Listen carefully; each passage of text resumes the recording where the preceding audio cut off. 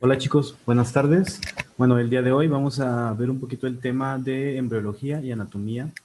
Son los últimos temas antes del examen. Es importante que tengan que revisar todos los temas. Recuerden que el examen lo vamos a tener ya en esta semana, el día sábado 31 de octubre es el examen, así que por favor no se les vaya a olvidar. Tienen que estar haciendo el examen a la hora que es la clase, no se va a aplicar en algún otro momento. Si tienen algún impedimento, que trabajan o algo por el estilo, por favor comunicarse de manera privada conmigo. Vamos a empezar con el primer tema que va a ser embriología. Bueno, vamos a hablar un poquito de la embriología del sistema nervioso. Ese es el primer tema que vamos a ver el día de hoy. Vamos a ver que en la filogenia es la determinación de la historia evolutiva de los organismos, es decir, la familia filiar. Nosotros, a pesar de que somos el hombre, el ser humano, pues también somos un animal. Estamos clasificados en un filus o en una familia, por decirlo así, ¿no? Y ontogenia significa la morfología o el desarrollo de un organismo. Entonces, básicamente la filogenia va a estar dada por lo que es la genética, eh, cada característica que tengamos resguardada en el genoma, y la ontogenia va a ser todo el desarrollo, todo el proceso de desarrollo que puede estar influenciado por algunos factores, como vamos a ver más adelante. Vamos a ver que el neurohistogénesis es el proceso celular, ayuda a los cambios morfológicos, ¿ok? Ese es el proceso que se le llama así cuando se empieza a formar el sistema nervioso central. La neuroformogénesis son los cambios cronológicos en forma y aspecto del embrión. Da origen al sistema nervioso primitivo y al tubo neural, como vamos a ver más adelante en la forma que va a estar teniendo el organismo. Primero va a ser una capa de células, poco a poco va a ir doblándose, enrollándose sobre sí mismo, hasta formar un tubo y así ir formando poco a poco el tubo neural. Vamos a ver que un óvulo más un espermatozoide nos va a dar un cigoto. Ese cigoto va a ser la combinación de ambas células. Esta célula se va a estar dividiendo en diferentes tamaños y eso es lo que va a ocasionar una proliferación celular, y al formar la proliferación celular lo que va a hacer es la formación de cavidad o la formación de más células. Como yo les digo, en un principio va a ser una situación plana totalmente, y poco a poco va a ser totalmente plana, va a tener sus capas celulares, que van a ser dos en un principio, después van a ser tres capas celulares, como vamos a ver más adelante, y poco a poco estas capas van a empezar a doblarse sobre sí mismas, tomando, bueno, ya saben que dibujo bastante feo, pero bueno, háganse la idea, que son tres capas muy, muy cercanas. Poco a poco van a ir cerrándose así, hasta que se cierren casi por completo, y luego se terminan de cerrar por completo, conforme el desarrollo del ser humano. Entonces entendamos que en un principio es así, después es así, y al final va a ser así. Bueno, los blastocitos ya son dos tipos celulares. Están los trofoblastos, que van a ser periféricas y van a estar principalmente en la placenta. Y están lo que son los embrioblastos, que van a estar profundas al trofoblastos, y va a ser una masa celular interna y que propiamente va a ser el cuerpo del embrión. Entonces vamos a tener los trofoblastos y el embrioblasto. Básicamente vamos a ver que el embrión se va a empezar a formar. Vamos a ver. Por decirlo así, se va a empezar a formar un saquito en lo que va a ser el útero de la mujer. En el útero de la mujer, bueno, es que está muy grande, ya parece que tiene como unos mesecitos, pero bueno, va a ser un saquito, digamos, de ese tamaño. Pero imagínense que es esto. Y va a estar el saquito aquí así. Todo lo que esté acá, digámoslo así, que sea parte de la placenta, que va a ser lo que va a nutrir, va a ser el trofoblasto.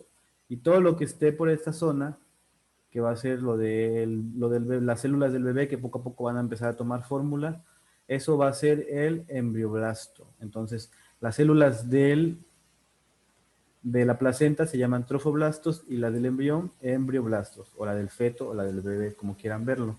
Esto va a ser en las primeras 2 semanas. Después de eso se van a ir diferenciando cada una de las capas, y poco a poco pues se le van a ir dando otros nombres.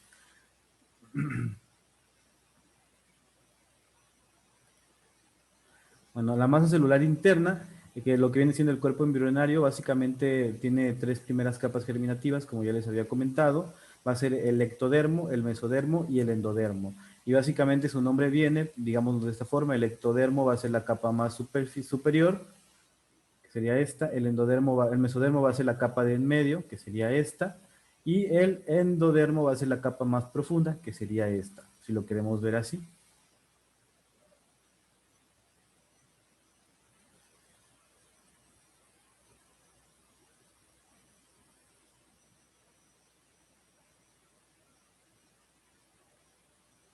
Bueno, después de la concepción, aproximadamente a los 18 días, empieza a formarse lo que es el ectodermo. Después en el ectodermo se empieza a formar la cresta, o lo que viene siendo las crestas. Ahí se van a encontrar las crestas neurales también, que van a ser la parte superior y van a formar los ganglios del sistema nervioso autónomo o vegetativo. Después de esto, estas crestas, como les dije en un principio, van a ser planas, se van a ir doblando sobre sí mismas hasta formar un tubo. Este tubo va a llamarse tubo neuronal y después en la parte proximal se va a formar lo que es el encéfalo. Posterior a eso va a salir la médula espinal hasta llegar a la parte caudal del cuerpo del embrión. Vamos a ver que en etapa temprana es bilamilar, es decir, que tiene solamente dos capas, como ya les había mencionado. En un principio iba a tener dos capas y posterior a eso sale la tercera capa. Las primeras manifestaciones morfogenéticas de la formación de lo que viene siendo el mesodermo va a estar dada aproximadamente en esa etapa temprana. Pero antes de que se desarrolle el mesodermo, recordar que habíamos dicho que eran tres capas, antes de que se desarrolle la capa del medio, antes de que esta capa se desarrolle, solamente van a ser dos capas. Aquí lo podemos ver cómo va a ser una capa primitiva. Aquí vemos que es el nódulo primitivo de Jensen, que va a ser donde va a estar saliendo parte del tubo neural. Está la línea primitiva que va a dar forma también al tubo neural. Está los epibastlos, el hiploblasto. Está el saco vitelino, que es parte de lo que viene siendo la placenta también, bueno, donde va a estar también la placenta. Y está el apneos, que va a ser el líquido que va a sostener propiamente al bebé. Entonces, poco a poco se van a ir diferenciando cada una de las partes del embrión como tal. Vamos a ver que envuelve al embrión en una cámara llena de líquido en la cavidad amniótica. Vamos a ver que en etapa temprana va a ser bilamilar, como ya habíamos dicho. Aquí podemos ver que solamente se está formando, diferenciando en células sanguíneas y se está formando un tubito. Acá todo esto es equivalente a la placenta y esto es lo que va a equivaler propiamente al bebé. Y todo esto es saco líquido amniótico. Esto va a seguir creciendo poco a poco y de aquí se va a formar el corazón, de aquí se va a formar el tubo neural y todas las partes del bebé. Aquí podemos ver lo que viene siendo la gastrulación o la formación del mesodermo, cómo poco a poco las células se van a empezar a salir de forma superficial, van a ir creciendo y lo que era el ectodermo se va a convertir en mesodermo y arriba se va a formar una capa de ectodermo. En la tercera semana es donde aparece lo que es el mesodermo. Después de eso hay migración celular entre el epiblasto y el hipoblasto, y esto va a ser cefalocaudal, es decir, de la parte cefálica, de la parte de la cabecita, hacia donde está la parte de las piernas, por decirlo así. Todavía en ese momento es un solo tubito, pero ya tiene lo que es la diferenciación del polo cefálico y el polo caudal, a pesar de que sigue siendo todavía plano.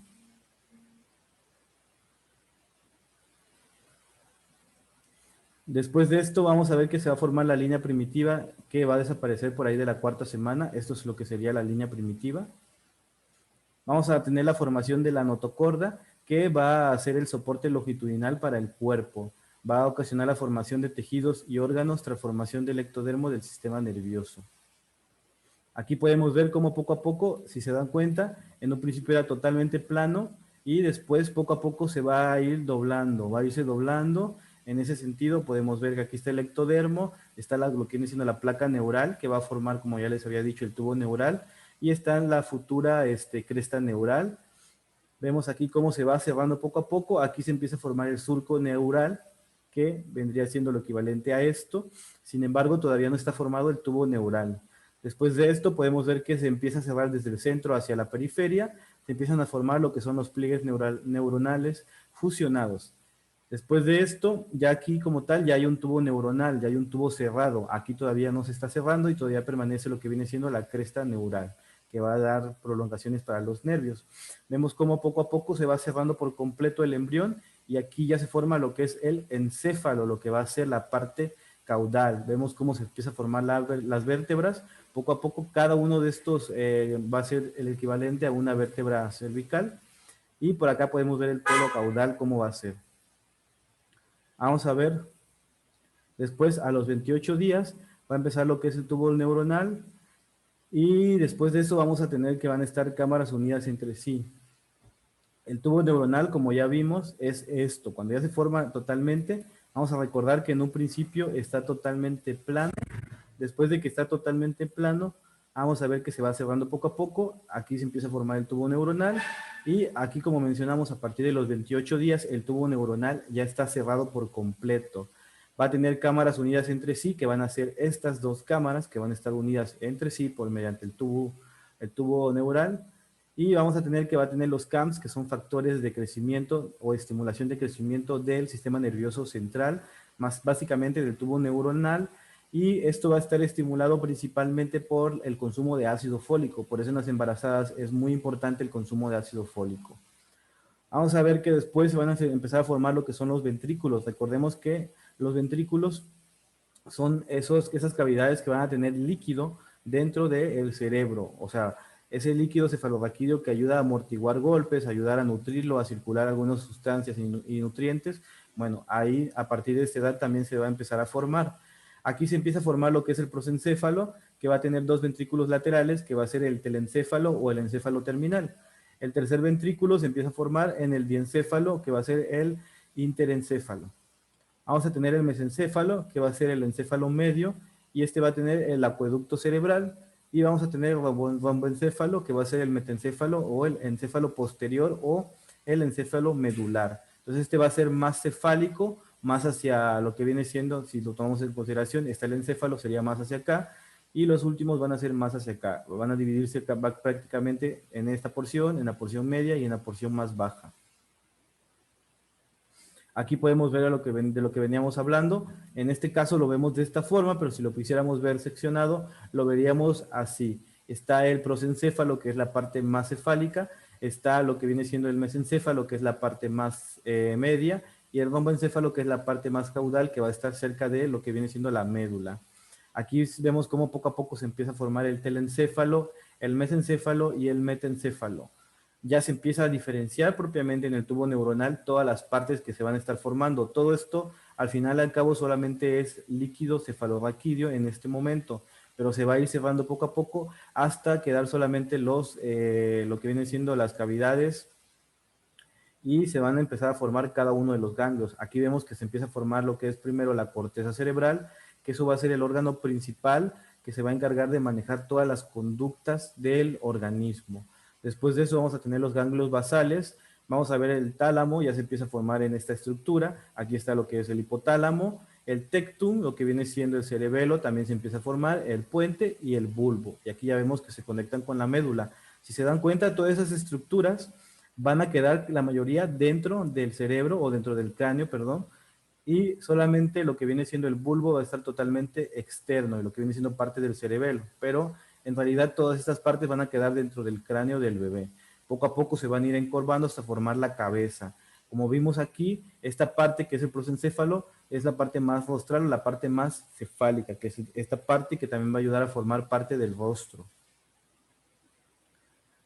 Bueno, vamos a ver las subdivisiones anatómicas del encéfalo y vamos a ver que va a estar la división principal, va a ser el prosencéfalo, el mesencéfalo y el romboencéfalo. Recordar los que iban a estar en esta línea. El prosencéfalo, ¿qué ventrículo va a dar? El lateral y el tercero. El mesencéfalo va a dar el acueducto cerebral y el romboencéfalo va a dar el cuarto ventrículo. Las subdivisiones de lo que viene siendo el prosencéfalo son en telencéfalo y diencéfalo. En el telencéfalo se va a dar origen a lo que es la corteza cerebral, a los ganglios basales y al sistema límbico. El sistema límbico es el sistema de las emociones. Y en el diencéfalo se va a dar lo que viene siendo la producción del tálamo, el hipotálamo. En lo que viene siendo el mesencéfalo se va a formar el tectum y el tegmentum. En lo que viene siendo el romboencéfalo se va a formar lo que es el cerebelo, la protuberancia y el bulbo raquídeo. Bueno, Vamos a ver que lo que vienen siendo las proteínas CAMS, que ya las habíamos mencionado, las moléculas de adhesión celular, ya habíamos visto que eran para estimular el crecimiento. Son una muy variable familia de moléculas peptídicas expresadas genéticamente que interactúan con otras moléculas y con superficies celulares que son no adhesivas y moléculas citoplasmáticas que pueden producir resultados totalmente opuestos a los que se tiene pensado. Vamos a ver que van a producir un movimiento celular vigoroso o crecimiento a lo largo de una vía preferencial. Vamos a tener que va a haber inmovilidad completa, que va a ser la estabilidad de una célula o membrana, impidiendo movimiento o crecimiento alguno. Entonces vamos a ver que van a mover las células o estimularlas para que se muevan y migren hacia otro lugar, o van a estabilizarlas o dejarlas quietas para que no se muevan y se queden en su lugar y así desarrollen cada uno de los órganos o funciones que se tiene pensada. Vamos a ver que están presentes toda la vida del individuo y se expresan en varios fenómenos, en lo que viene siendo la formación inicial del tubo y las crestas neuronales, la migración neuroblástica de la neuroglía y el crecimiento axónico y guía del crecimiento. Vamos a ver que van a tener la selección del blanco, la estabilización sináptica y la plasticidad va a estar dada también por estas moléculas. Vamos a ver aquí cómo estas moléculas van a interactuar, se van a ir colocando y van a ir haciendo la estimulación hasta que se vaya haciendo el movimiento de las células. En este caso es por esto que, si recuerdan, el tubo neuronal tiene que irse cerrando poco a poco, porque en un principio es totalmente plano. Las células empiezan a migrar gracias a estas células que las están estimulando, bueno, a estas moléculas que las van a estar estimulando. Poco a poco se va a ir cerrando. Si eso no existe, no se cierra por completo y es donde hay padecimientos como la espina bífida, entre otras circunstancias. Vamos a ver, vamos a continuar, vamos a ver lo que vienen siendo los ventrículos. Vamos a ver que son células precursoras madres. Estas células precursoras madres van a... Perdón. Estas células precursoras madres van a tener una división simétrica, que básicamente son células idénticas. Y está la división asimétrica, que son en 7 semanas, que se van a dividir en diversas células, como viene siendo la neurona, que esa neurona va a empezar a migrar para formar los neurogliocitos, los radiales, la guía de las neuronas, los nervios y todo lo que viene siendo esto, ¿no? Y eso se va a empezar a formar lo que viene siendo las circunvoluciones. Como sabemos, el cerebro, a pesar de que tiene una forma elíptica, en esta forma no es liso, sino que tiene algunas robusticidades así, bueno, no tan feas, pero se entiende el ejemplo, donde va a haber, eso se van a llamar circunvoluciones, ¿no? Y después también van a haber células precursoras de algunas otras neuroglía o algunas otras células cerebrales, como ya vimos anteriormente, todas las células cerebrales. Las líneas celulares del tubo neuronal, aquí podemos ver cómo se empiezan a ver se empiezan a estructurar todo lo que viene siendo la corteza. Vemos la corteza, recordar que en la corteza solamente iba a haber diferentes tipos de neuronas. Sí, hay neuronas, pero cada neurona tiene un nombre diferente. Es importante que lo recuerden. De hecho, en el examen vienen preguntas sobre eso. Así que en anatomía de la neurona y tipos de neurona, por ahí estudienlo, chicos. Vamos a ver el proceso evolutivo competencia. Vamos a ver que hay una apoptosis. Vienen las neuronas, pues empiezan a formar las dendritas y el axón, y puede haber apoptosis, es decir, mueren algunas, y las que no empiezan a hacer sinapsis, y es donde empieza el proceso neuronal como tal. Vamos a ver la neurohistogénesis. Proceso neurohistogénico básicamente es una serie de cambios celulares y subcelulares que sufre el tubo neuronal para la formación de las diferentes líneas celulares y grupos neuronales, producto de la migración neuroblástica. Vamos a ver que la masa celular interna es el pluripotenciales, la potencialidad formativa tiene la capacidad de las células de formar diferentes tejidos. La significación formativa es la adquisición de características moleculares específicas de la membrana para responder a mensajes químicos específicos. Bueno, esa es parte también de lo que viene siendo la explicación. Aquí es como yo les mencionaba. Esto es lo mismo que esta imagen, ¿ok?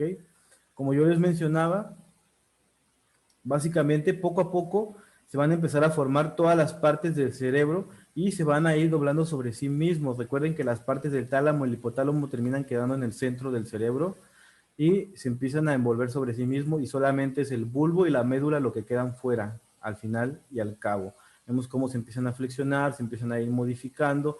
poco a poco se empieza a modificar hasta que se empiezan a estructurar todas, ¿ven?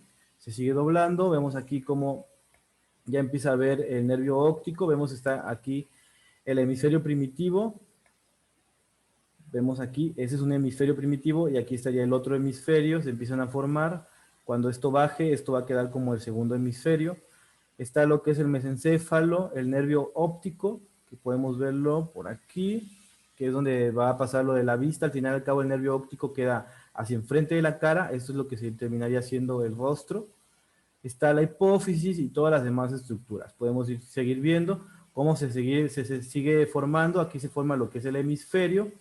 Vemos cómo el hemisferio empieza a quedar, la corteza empieza a tomar forma, se empieza a meter hacia adentro lo que es el tálamo, el hipotálamo, la amígdala y todos los demás. Aquí ya empieza a aparecer más un cerebro. Como podemos ver, totalmente los hemisferios van a estar cubriendo la parte externa. Vemos aquí como un corte histológico, vemos como el tálamo ya está en medio. Ya empieza a subir la glándula pituitaria y ya vamos a tener todo lo que es el tálamo, el hipotálamo y todas las células. Aquí vemos cómo ya está la corteza arriba y en el centro está el tálamo y todas las demás células, ya casi al final. Vemos que todo esto empezó aproximadamente de la cuarta a quinta semana, es donde empieza la división.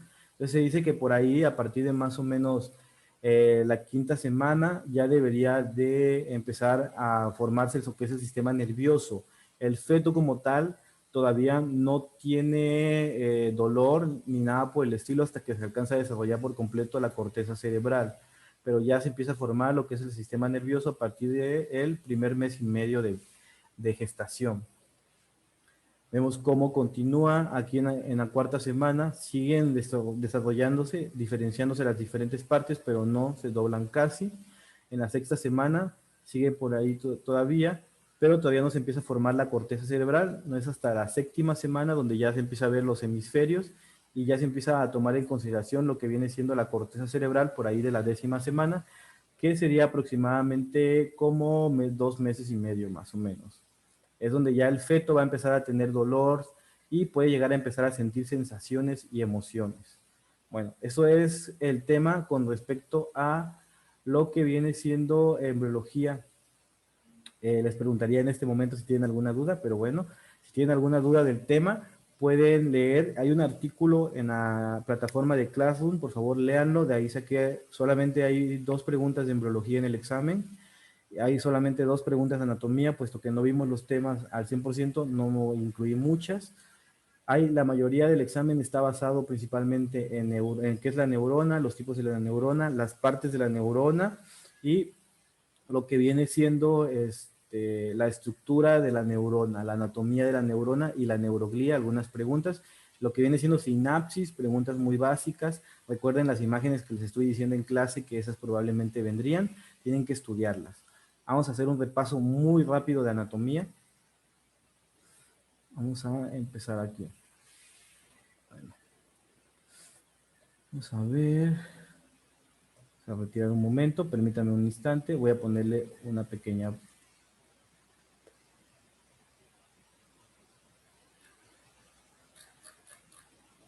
Bueno, vamos a continuar, ahora sí.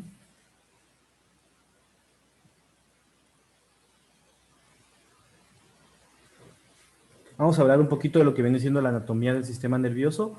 Vamos a recordar que el sistema nervioso es como un gran central telefónica, con la diferencia de que por sus redes se transmiten miles de millones de impulsos eléctricos.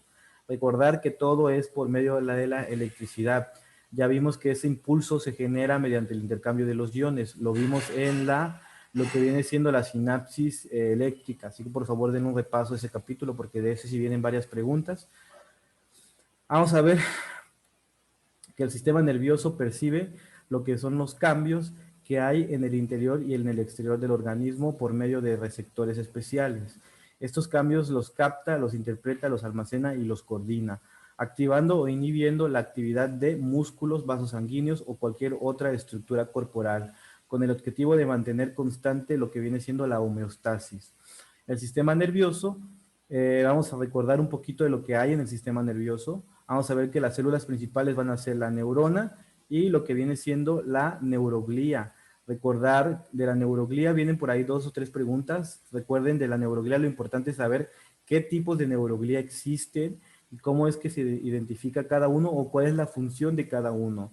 Ya datos más específicos, que su tamaño, que la variedad, que la anatomía de cada una de las células, eso no lo voy a preguntar en el examen, pero sí vienen preguntas de los tipos de neuroglía que existen y para qué funciona cada tipo de neuroglía, así que por favor apréndanselo. La neurona, hablando propiamente de la neurona, vamos a recordar un poquito de lo que viene siendo su anatomía. Recordemos que tiene el axón y que este va a estar rodeado por una capa blanca que viene siendo la vaina de mielina. Recordemos que la vaina de mielina tiene unos espacios intermedios que nos van a ayudar a lo que viene siendo la transmisión eléctrica. Estos nódulos se llaman nódulos de Reinberg, son espacios que no están mielinizados. Algunos axones se prolongan desde la médula espinal hasta los dedos de los pies. Recordar que saliendo de la médula espinal se les llama nervios. La función de estas neuronas básicamente va a ser la excitabilidad o irritabilidad, es decir, que es la capacidad que tienen para responder a los estímulos y convertirlos en impulsos nerviosos.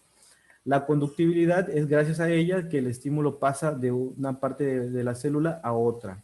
La transmisibilidad es lo que permite que el impulso nervioso se transmita de una neurona a otra. Lo que viene siendo la plasticidad es la propiedad del citoplasma para responder a un estímulo repetido en menos tiempo, es decir, se trata de la memoria celular. Entonces vamos a recordar esos conceptos.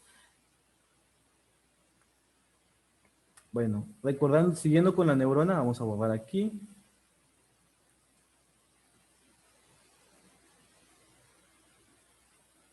Bueno, siguiendo con lo que viene siendo la neurona, vamos a ver que en lo que viene siendo la neurona, vamos a ver que se pueden clasificar en diferentes formas. Esa parte también, por favor, es importante que se la aprendan. ¿Cómo se clasifican las neuronas? Vamos a tener que se clasifican por lo que viene siendo su función en sensitivas, motoras o de asociación. Por sus propiedades pueden ser de excitabilidad, de conductabilidad, de transmisibilidad o de plasticidad neuronal.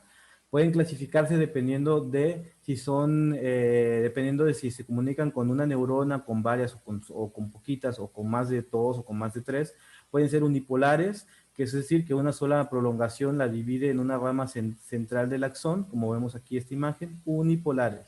Bipolares, las que tienen dendritas y axón, es decir, que tienen una entrada y una salida, tienen 2 polos, y las multipolares son las que tienen múltiples polos para salir. Es decir, por ejemplo, está aquí el axón, tienen una, y aquí tienen lo que viene siendo una dendrita, una salida, 2 salidas, 3 salidas. Y esta solamente era, a pesar de que tiene igual varias dendritas, tiene un solo axón comunicándolo con el cuerpo neuronal. Por ende, no va a ser una transmisión tal cual multineuronal. Y aparte existía algo que eran las interneuronas. Por favor, es muy importante que se aprendan estos. Por ahí yo creo que estas preguntas sí va a venir en el examen sí o sí, los tipos, este tipo específicamente. Y es importante que se aprendan todos los tipos de clasificación de la neurona. Vamos a continuar.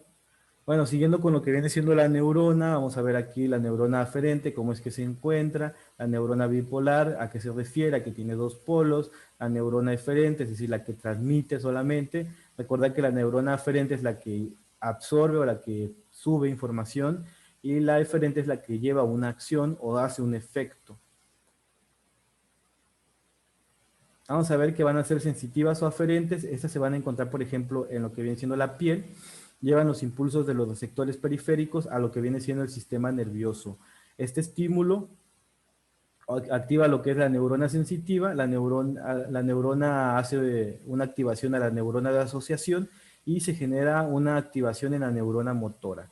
Lo que viene siendo las motoras o eferentes vienen del sistema nervioso central, es decir, de este impulso que se genera, sale el impulso y va hacia los músculos. Por ejemplo, si yo tengo mi mano aquí y está algo caliente, yo coloco mi mano, en ese momento mi neurona sensitiva o aferente se activa, lleva la información de que está caliente hacia mi cerebro, es decir, trae información o es aferente, es decir, sube hacia el cerebro. Una vez que llega al cerebro, hace un estímulo, activa las neuronas de asociación y esa neurona de asociación estimula a la neurona motora y es entonces la neurona motora de mi cerebro envía un impulso hacia mi músculo para que yo haga y quite mi mano. Así es como funciona básicamente el sistema nervioso central.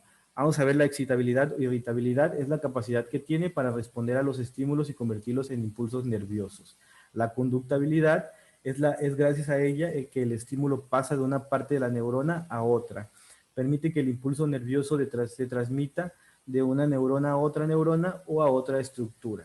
Y la plasticidad es la propiedad del citoplasma para responder a un estímulo repetido celular, o es lo que llamamos memoria celular. Recordar que los niños pequeños son los que tienen la mayor plasticidad y la mayor capacidad de aprendizaje. Aquí vamos a hablar de lo que viene siendo la sinapsis. Este punto es muy importante. Yo creo que fácil, el 40% del examen, si no es que más, viene de lo que viene siendo el tema de sinapsis, sinapsis química y sinapsis eléctrica. Así que apréndanselo muy, muy bien. Tienen que aprenderse la definición, tienen que aprenderse todo. Vamos a ver que la sinapsis como tal es la unión de dos neuronas, donde hay contacto de las prolongaciones del axón. Bueno, esto es técnicamente falso, ya que en lo que viene siendo la neurona, la transmisión o la sinapsis química, es una sinapsis mediada por neurotransmisores. Las neuronas como tal tienen un espacio abierto que puede medir aproximadamente 20 nanómetros. Entonces, es importante que ustedes aprendan eso. Vamos a ver aquí lo que viene siendo el impulso eléctrico, el potencial de acción y la sinapsis química. Yo creo que imágenes como esta, por ejemplo, se la deberían de aprender. Imágenes como esta igual se la deberían de aprender. Se las vamos a explicar de manera muy rápida porque no es el punto de este tema. Básicamente las dendritas vienen y reciben la información, hacen que el impulso se pase por todo el axón y la transmitan hacia otra neurona. Y así es como se va pasando un impulso eléctrico. Estas, si están conectadas, es un impulso eléctrico 100%. Vamos a ver que primero va a estar en reposo en valor, aquí dice menos 70, pero recordar que es menos 70 o menos 75. Vamos a ver que se empiezan a abrir lo que son los canales de sodio y entra el sodio a la célula. Entonces, una vez que pasa eso, empieza a subir, pero muy lento. Para que haya un disparo, tiene que haber una apertura masiva de los iones. Y recordar que eso solamente lo hace cuando se llega a un valor de menos 55, ¿ok? Una vez que se llega al valor de menos 55 minivoltios, es importante que se aprendan este número. Una vez que se llega a eso, que sería por ejemplo por aquí, es donde se hace el disparo, se comienzan a abrir los canales de sodio, pero de manera masiva, hasta que se llega aproximadamente al más 35, aquí marca más 40, pero el límite normalmente está en más 35. Una vez que se llega aquí, el potencial de acción se genera como tal y empieza a ocasionar una repolarización. Todo este proceso de aquí se va a llamar despolarización. Despolarización, y está dada por la apertura de los iones de sodio, los iones de sodio. Una vez que se abren estos iones, nos va a dar la despolarización para incrementar el potencial eléctrico. Después de que se nos da lo que viene siendo la despolarización, una vez que estamos en el punto máximo, empieza la repolarización. ¿Qué pasa con los canales de sodio? Los canales de sodio se van a cerrar, los canales de sodio van a pasar a estar cerrados y van a empezar a abrirse los canales de potasio. A partir de aquí se empiezan a abrir los canales de potasio y empieza a haber una despolarización. Como vemos aquí, el potencial de acción empieza a disminuir y empieza a salir de la célula el potasio mediante la apertura de las bombas de potasio. Hay una pérdida de aniones que están dentro de la célula, empiezan a salir y la célula empieza a agarrar un potencial de acción negativo. Después puede haber una hiperpolarización que nos puede llevar hasta el menos 90 minivoltios. Y eso también va a estar dado principalmente por lo que viene siendo los iones o la sobreapertura de los iones de potasio, los canales de potasio. Una vez que estos se cierran, empieza a haber un equilibrio normal y la célula vuelve a agarrar su reposo hasta menos 70 o menos 75. Eso es en cuanto al impulso eléctrico, y en cuanto al impulso de la sinapsis química, vamos a tener que la terminal presináptica del axón, llegan aquí, aquí están las mitocondrias que van a dar energía, también vamos a tener aparatos de Golgi, los microtúbulos son los que nos van a transportar a lo que viene siendo los neurotransmisores, que en este caso los neurotransmisores aquí ya vienen empaquetados, ya vienen en los circulitos. Entra lo que viene siendo el canal de calcio, aquí debe estar, empieza a entrar el calcio. Una vez que entra el calcio, estimula estos neurotransmisores para que se coloquen en el bordito, se abran hacia acá, empiezan a liberar todo su neurotransmisor aquí. Aquí están los receptores. Una vez que llegan a los receptores, empiezan a generar la apertura ya sea de los canales de sodio o los canales de potasio, o empiezan a generar la apertura de los canales de cloro para hacer un estímulo inhibitorio. Y dependiendo de qué canal abran, es si va a ser inhibitorio, si va a ser excitatorio o qué es lo que va a hacer. Recordar que si abre el sodio es excitatorio, si abre el potasio o si se abre el cloro es inhibitorio. Entonces, toda esta parte de la producción de los neurotransmisores, recuerden que yo les dije que iba a venir una imagen en el examen, y sí, sí viene, la que viene aquí todos los nombres, así que por favor, apréndansela bien, igual apréndanse bien esta curva, y sobre todo comprendan qué iones van a estar relacionados con cada parte de la curva. Si tienen dudas, pueden preguntarlo antes del examen, obviamente, ya una vez que lleguemos al examen, ya no hay más respuestas. Vamos a ver la neuroglía. Vamos a abarcarla de manera muy rápida. Vamos a ver que se encuentran entre las neuronas. Los principales son los astrocitos, que son células de sostén de las neuronas del sistema nervioso y para relación entre neuronas y vasos sanguíneos. Tenemos los oligodendrocitos, que son pequeños y con menos prolongaciones y más cortes y funcionan más en lo que viene siendo el sostén del sistema nervioso central. La microglía es la que se encarga de fagocitar, es decir, la que se encarga de proteger al sistema nervioso y eliminar los microorganismos o las células extrañas que ingresen. Recordad que tenemos la barrera hematoencefálica. Vamos a ver los ependimocitos que revisten lo que vienen siendo los ventrículos, la encefálicos y el canal central de la médula espinal. Aquí podemos ver lo que viene siendo los oligodendrocitos. Recordar que los oligodendrocitos dentro de lo que viene siendo el cerebro o el cráneo se van a llamar propiamente nódulos de Reinberg, y oligodendrocitos se van a llamar única y exclusivamente afuera o células también de Schwann. Así que recuerden, nódulo de Reinberg, perdón. El nódulo de Reinberg es el espacio que no está cubierto, y oligodendrocito se llama adentro del cráneo, y célula de Schwann se llama fuera de lo que viene siendo el cerebro o el cráneo, en lo que viene siendo los nervios periféricos. El oligodendrocito está colocado de manera alejada, es decir, está aquí el oligodendrocito y hay una separación de lo que viene siendo el axón, y lo que viene siendo la célula de Schwann rodea a el axón.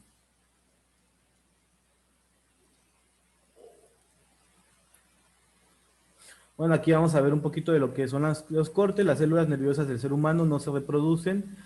Si se destruye su cuerpo celular, no pueden ser reemplazadas. Esto es cierto y a la vez es falso. Ya se ha comprobado que hay una regeneración que es muy, muy lenta, pero sí hay una regeneración. Así que la teoría de que no se regeneran fue desacreditada por completo. Estructuralmente va a haber lo que es la sustancia gris, que son los cuerpos de las neuronas, y la sustancia blanca, que son las prolongaciones. El cuerpo gris es básicamente la corteza, es donde hay las funciones neuronales, y el cuerpo blanco solamente nos sirve de conducción, es decir, es donde están las prolongaciones, los axones, las dendritas y todas esas circunstancias.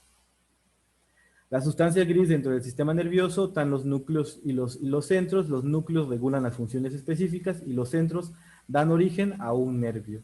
Dentro de los cuerpos de las neuronas agrupadas están fuera del sistema nervioso y se forman lo que son los ganglios. Los nervios están formados por fibras, conducen impulsos nerviosos de una sola dirección, ya sea periférica al centro o del centro a la periférica. Si son de periférica al centro son sensitivos, y si son del centro a la periferia son motores, es decir, del cerebro hacia afuera, motores, y de afuera hacia el cerebro, sensitivos. Esto del arco y actos reflejos, no sé si han ido al doctor alguna vez, les pegan aquí en su rodillita y hacen como que levantan su pie de manera obligatoria. Esos son reflejos. Hay puntos nerviosos donde si los tocas o los presionas hacen cierta acción o estimulan a las neuronas de cierta forma, aunque el cuerpo no lo quiera. A eso se llama un arco reflejo, es decir, que tú golpeas aquí, generas un estímulo, el estímulo se va hacia lo que viene siendo la médula, sube por la médula espinal, sube hasta lo que viene siendo el cerebro, genera un estímulo y ese va a bajar, vuelve a llegar aquí y aquí vuelve a salir. Entonces aquí es donde se forma el arco reflejo o los actos reflejos, que son los actos de inercia, los que tu cuerpo los hace siempre que hay cierta estimulación. Vamos a ver la clasificación del sistema nervioso. Vamos a ver que se encuentra clasificado anatómicamente, es decir, el sistema nervioso central, el encéfalo, la médula espinal, y el sistema nervioso periférico, que va a ser los nervios espinales, los ráquidos, que son 31 pares, y los nervios craneales, que son 12 pares. Y está funcionalmente también clasificado el sistema nervioso somático, que va a ser el de relación, y está clasificado en sistema nervioso autónomo o vegetativo.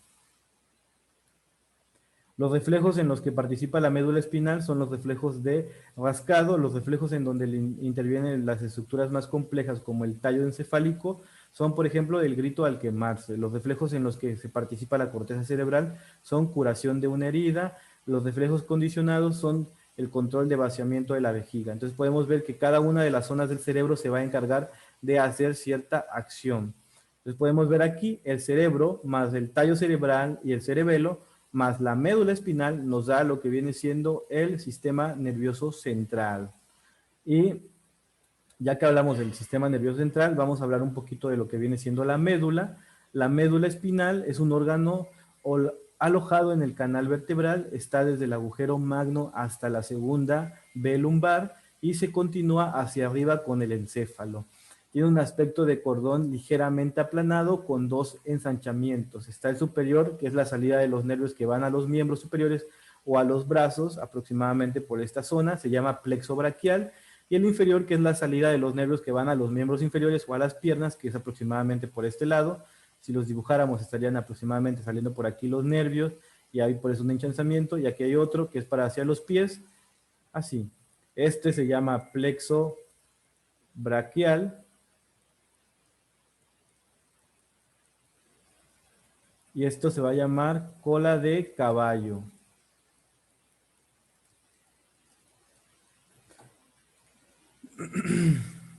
¿Ok?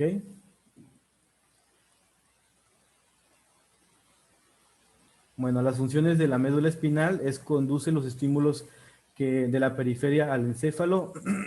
Esto lo va a hacer a través de los cordones posteriores y conduce lo que son los estímulos del encéfalo a la periferia a través de los cordones anteriores. Ahorita vamos a ver a qué se refiere con cordones. Aquí podemos ver de nuevo lo que viene siendo la estructura de la médula. Aquí es lo que yo les hablaba, la cola de caballo, y aquí está lo que viene siendo la salida hacia los brazos o lo que es el plexo braquial.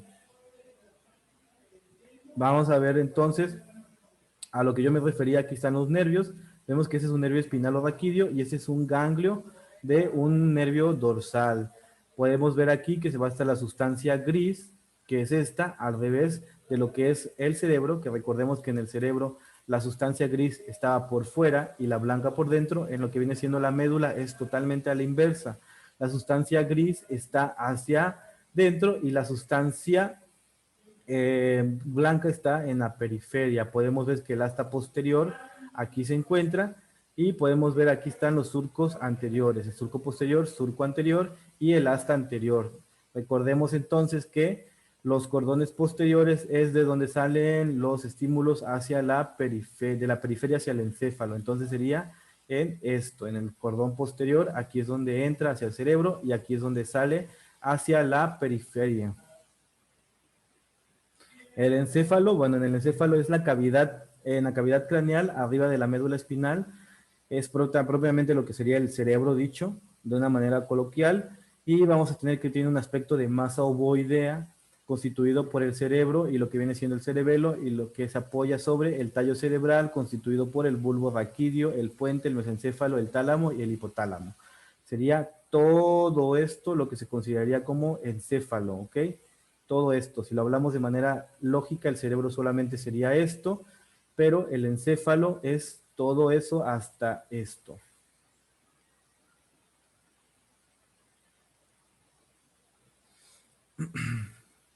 El bulbo raquídeo es la continuación hacia arriba de lo que viene siendo la médula espinal. Sería lo equivalente propiamente a esta parte. Vamos a ver que está formado parecido a lo que viene siendo la médula espinal, igual en distribución de sustancia gris y blanca. Recordar, se refiere a que la sustancia gris está por dentro y la sustancia blanca está por fuera. Vamos a ver que tiene una porción anterior que tiene dos pirámides que contienen tractos. Y está una porción posterior que tiene 4 ventrículos que tienen líquido cefalorraquídeo. Contiene núcleos de algunos nervios craneales. Vamos a ver más adelante lo que son los pares craneales o los nervios craneales. Contiene los centros cardiorrespiratorio. Interviene en lo que viene siendo los reflejos de deglución, tos, en hipo, en parpadeo y en el estornudo.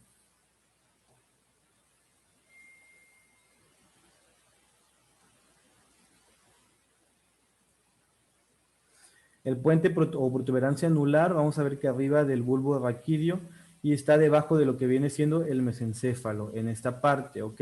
Está aquí la médula sube, aquí está el bulbo, y aquí podemos ver la protuberancia o la protuberancia anular o puente, como quieran llamarlo. Es de forma cuadriculada, alargada a su eje transversal, como pueden ver. Contiene el cuarto ventrículo y contiene sustancia gris y blanca.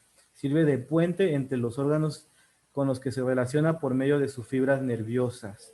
El mesencéfalo, ya está un poquito más arriba, une al puente y al cerebro con el cerebelo. El cerebelo va a estar colocado de este lado y en medio va a ir lo que es el puente. La porción anterior es lo que son los pedúnculos cerebrales, tiene sustancia gris y blanca, y la porción posterior, lo que son los colículos, tiene también sustancia gris y blanca y está relacionado con impulsos visuales y auditivos.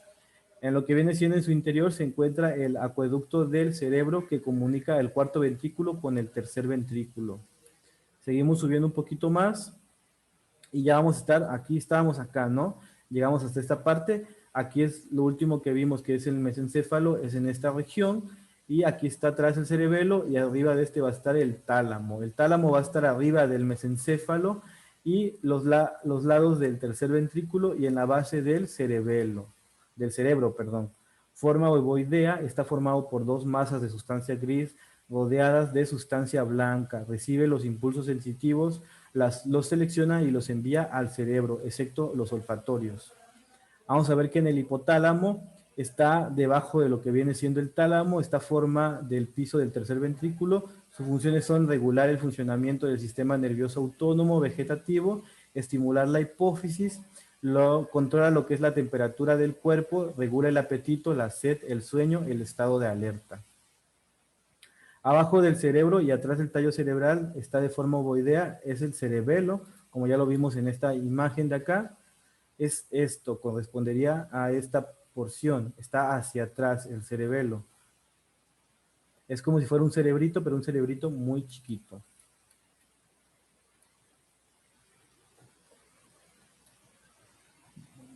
Vamos a ver. Bueno, tiene pedúnculos cerebelosos, los inferiores conectan con el bulbo raquídeo, que serían estos, los medios conectan con el puente, los que serían por dentro, y los superiores conectan con el mesencéfalo, que serían estos. Vamos a ver que se encarga de mantener el equilibrio corporal, la postura y el tono muscular. Una persona que tiene Parkinson a veces tiene afectación ahí. Una persona cuando está borracha, por ejemplo, es porque está intoxicado su cerebelo. Una persona que a veces se puede caer o puede caminar como con una marcha así como que extraña, o que las piernas no las dobla bien, o que están sus músculos duros, o les cuesta, o están contracturados, digamos, se cae, se golpea la cabeza y a lo mejor le queda en alguna posición los brazos o las manos así, significa que tuvo una lesión en el cerebelo. Básicamente este va a ayudar a la coordinación de los movimientos finos, es decir, cuando ustedes dicen, yo quiero agarrar esta pluma y la agarran con 2 dedos, ese es un movimiento fino y se encarga de coordinar por la ubicación, porque el cerebelo te da esa ubicación espacial, te encarga de ayudarte el cerebelo. Vamos a ver ahora sí del cerebro, que es el órgano más voluminoso del encéfalo, forma ovoidea, tiene en medio lo que es la fisura longitudinal o la fisura interhemisférica, que sería esto. Tiene el surco central o la fisura de Rolando. Tiene el surco lateral, que es la fisura de Silvio. Tiene el surco occipital transverso, que es la fisura perpendicular externa, y tiene una figura transversa. Todas las fisuras son estas líneas que van a ver en el cerebro. Como ya les dije, al final y al cabo, el cerebro tiene una forma así, pero cuando hay una línea muy profunda que se ve, por ejemplo, así, o así, u otra así, va a ir teniendo nombres. La central es la de Rolando, la lateral es de Silvio, la occipital, es decir, la que está hasta esta zona, sería la perpendicular externa.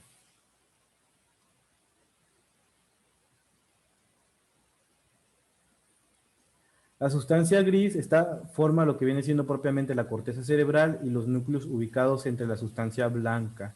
La sustancia blanca tiene fibras que siguen diferentes direcciones de asociación, es decir, que llevan sus impulsos de una parte a otra del hemisferio.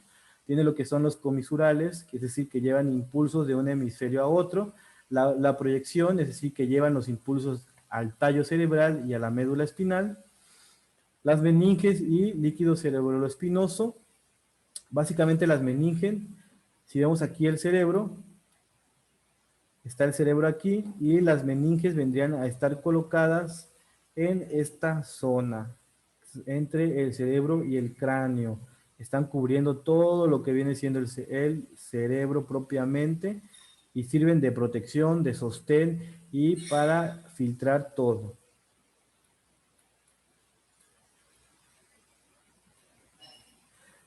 Bueno, las meninges y el líquido cefalorraquídeo cerebral, ya les dije, básicamente va a estar la dura madre, el aranoide y lo que viene siendo la pia madre.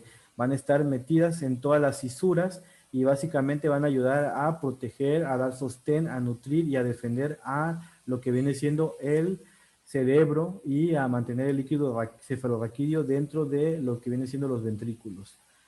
Los huesos y las membranas que protegen al sistema nervioso central, pues básicamente va a ser el cráneo, la parte facial, la base del cráneo, el etmoides, el esfenoides y todos los huesos del cráneo van a ayudarnos a parar. El líquido cefaloespinal básicamente va a ser el líquido cefalorraquídeo, es claro, transparente e incoloro. Tiene una forma de agua, formado por agua, glucosa, proteínas, urea, sales minerales y leucocitos. Se forma en lo que viene siendo los ventrículos. Aquí podemos ver toda la estructura.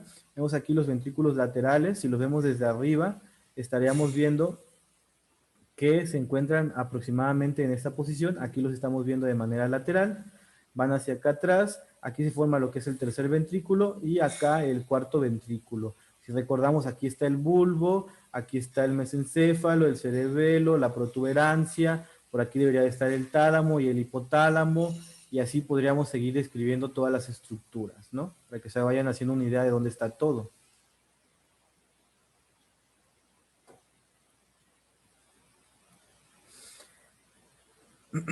Bueno, aquí está lo que viene siendo la vista lateral del hemisferio cerebral izquierdo. ¿Cómo se va a dividir? Se va a dividir en lóbulo frontal, es decir, este está hacia el frente, hacia lo que viene siendo la frente, y por eso se va a llamar frontal. No se va a llamar por eso, se va a llamar frontal porque cuando dividimos el cerebro lo dividimos así, y este se encuentra hacia enfrente o hacia la parte anterior.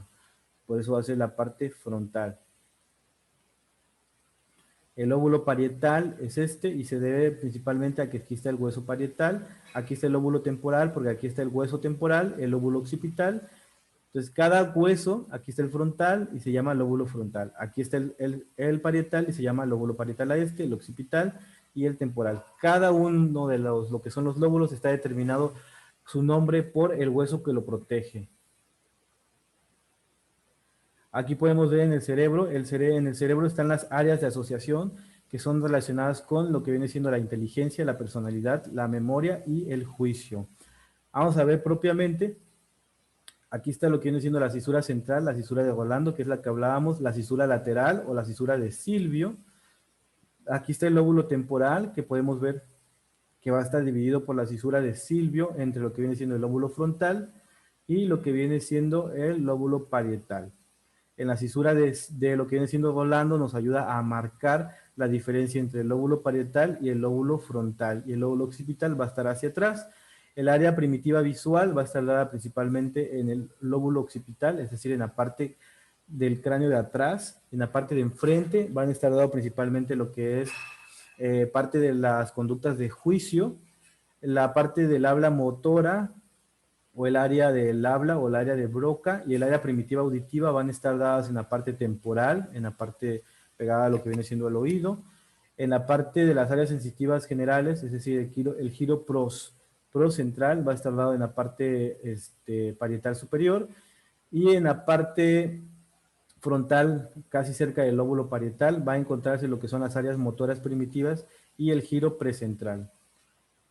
Aquí vamos a continuar. Aquí podemos seguir dividiéndolo. El área prefrontal, el área premotora, podemos ver que es todo esto, este es el área de la broca o del habla, el área motora primitiva, el área somatoestática, lo que viene siendo el área gustativa, aquí podemos ver cómo se encuentra, y aquí van a ver cada una de las áreas. Vemos que hacia enfrente está el área prefrontal, que es el área de las emociones, de la parte de juzgar a una persona, viene de esa zona. Es importante que se aprendan esto, sí, lo van a volver a seguir viendo durante toda su carrera, sí. Si se aprenden esto, se les va a facilitar materias que van a ver más adelante. Propiamente en el examen no va a venir esto, pero es importante que lo sepan pues, para posteriores clases. Vamos a ver que el sistema nervioso periférico está relacionado al sistema nervioso central con las estructuras corporales y con su medio ambiente. El sistema nervioso somático, es decir, de relación, están los nervios raquídeos, que son 31 pares, y los nervios craneales, que son 12 pares. Y el sistema nervioso autónomo o vegetativo está el simpático, es decir, que activa al cuerpo, que lo ayuda a estimularlo, como esa sensación de cuando estás en peligro y tienes que correr, está dado por el sistema nervioso simpático. Y el parasimpático tranquiliza a lo que viene siendo el organismo. Entonces, cuando te sientes tranquilo o de repente toda esa emoción, esa carga de hormonas y energía se disminuye, es porque ya se tranquilizó ya se activó tu sistema parasimpático. Vamos a ver si lo queremos ver de esta forma. La raíz dorsal es sensitiva, lleva impulsos de los músculos a la médula, y la raíz ventral es motora. Dorsal se refiere a la parte posterior y ventral se refiere al vientre. Entonces, la parte que sale hacia atrás, que es dorsal, es sensitiva, y la que sale hacia adentro es motora. Aquí podemos ver cómo cada una de las vértebras va a ir dando un nervio o una prolongación hacia alguna parte, y podemos entender por qué el cerebro llega a controlar todo, porque está en todo el organismo. Aquí podemos ver las divisiones de los dermatomas, así se llaman, que son básicamente áreas sensitivas que va a estar cubriendo cada uno de los órganos, de los nervios sensitivos que salen. Por eso salen por la periferia, por atrás. Digamos que la columna estaría aquí así, y los nervios estarían saliendo así, aquí, para cubrir todo, ¿no? Sale aquí para cubrir, sale aquí para cubrir, sale aquí para cubrir, y aquí para cubrir, y así van saliendo para cubrir toda la parte sensitiva. Recuerden que los que salen de atrás solo sienten o reciben impulsos, pero no llevan estímulos a los músculos. Los plexos nerviosos, está el plexo nervioso cervical, que es la parte posterior de la cabeza, cuello y parte superior de los hombros, es decir, son nervios que salen para controlar el cuello y los hombros. Está la parte braquial, que ya les había dicho, que va hacia las extremidades superiores o a los brazos. Las torácicas, que básicamente son nervios que no perforan o no forman plexos porque están distribuidos en todo lo que viene siendo las costillas y están intercostales, es decir, toda esta parte externa. No están dirigidos hacia el corazón ni nada de eso, algunos sí, pero no todos. Están en la región lumbar, que van dirigidos hacia todo lo que viene siendo la parte abdominal, a la parte del abdomen, y básicamente está lo que es la parte sacra, que es la parte que va a salir hacia lo que son las extremidades inferiores, como ya les había dicho, lo que se llama comúnmente como cola de caballo. Los nervios craneales son 12 los pares craneales. Vamos a tener, bueno, ustedes no se lo aprendan, no es necesario, si se lo aprenden sería un gran logro. Y cada uno se llaman nervios craneales porque salen directamente del cerebro. A diferencia de la mayoría de los demás nervios, como podemos verlo acá, todos los nervios salen de la médula espinal y ninguno sale del sistema nervioso central o del cerebro, salvo lo que viene siendo los nervios craneales. Se originan del tallo cerebral y salen a través de los orificios craneales y se distribuyen por pares sensitivos, motores o mixtos. Vamos a empezar que primero es el nervio olfatorio o el bulbo olfatorio. El segundo es el nervio óptico, de ahí tenemos el nervio oculomotor o el motor ocular común, que va a ayudar a hacer movimientos específicos para el ojo.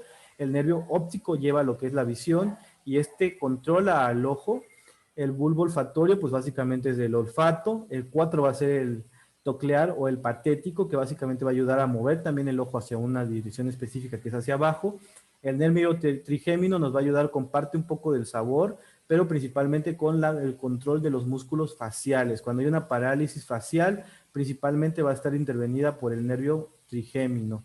Está el nervio abductor o motor ocular externo, que nos ayuda a mover hacia el exterior o hacia abajo el ojo. El nervio facial, que básicamente va a hacer también parte de lo que es toda la cara, es el que nos va a ayudar a controlar las emociones, a expresar las emociones. Cuando estamos enojados y fruncimos el ceño, cuando guiñamos el ojito, cuando hacemos cualquier gesticulación con la cara, está dado por el nervio facial. También cuando hay una parálisis facial se refiere a que hay una parálisis del nervio facial.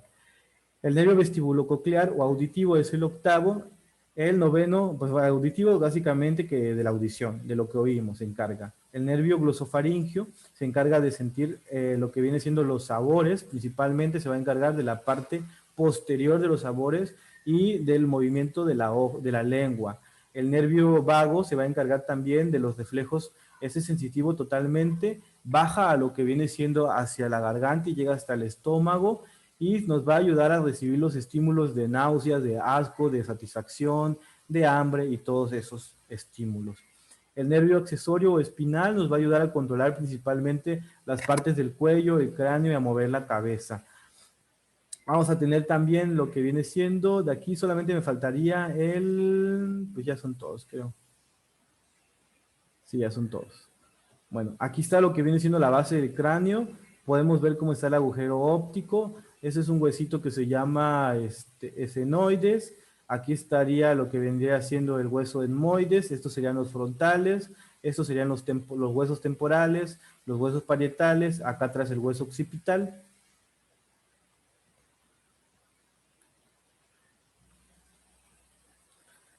Bueno, vamos a tener el sistema nervioso autónomo o vegetativo, que este va a dar los nervios y a los ganglios y tiene vías vegetativas formadas por dos neuronas. Una de las neuronas se origina en el sistema nervioso central y se dirige a lo que viene siendo el ganglio, lo que viene siendo preganglionar. Otra se dirige al del ganglio a lo que viene siendo la víscera y es postganglionar. Y trabajan fuera del control de nuestra voluntad. Básicamente ellos hacen las funciones por sí sola, se encargan de hacer todas esas funciones y la hacen mediante la liberación de acetilcolina, que como ya vimos anteriormente es un neurotransmisor. Ya sabemos cómo funcionan las sinapsis mediadas por neurotransmisor, chicos. Vamos a ver los parasimpáticos, que está el cráneo sacro, básicamente contrae la pupila y los bronquios, aumenta la secreción de saliva. Ustedes no deciden cuándo salivar, ustedes huelen algo rico, les saliva la boca, se les seca la boca, si no toman agua y eso no lo controlan ustedes. La pupila también se dilata con la luz, se contrae se dilata cuando hay oscuridad, se contrae cuando hay luz, eso tampoco lo controlan ustedes, su respiración tampoco la controlan ustedes. Pueden decidir cuándo respirar, pero no controlan sus músculos interiores de los bronquios, esos se regulan automáticos.